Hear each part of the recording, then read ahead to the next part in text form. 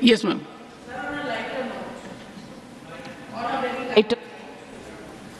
Did you get a lunch break? One today? second, ma'am. Yes. Let me be serious at your lighter note. And let me be very serious at your very lighter note. Sir, मैं जया अमिताभ बच्चन आपसे पूछ रही हूँ,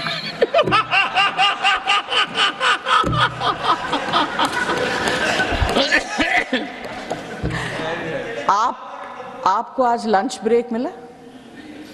नहीं मिला। तभी आप बार बार जयराम जी का नाम ले रहे हैं।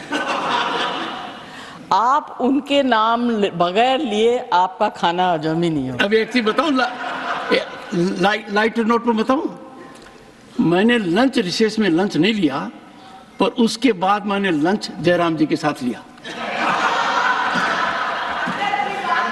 और आज ही लिया।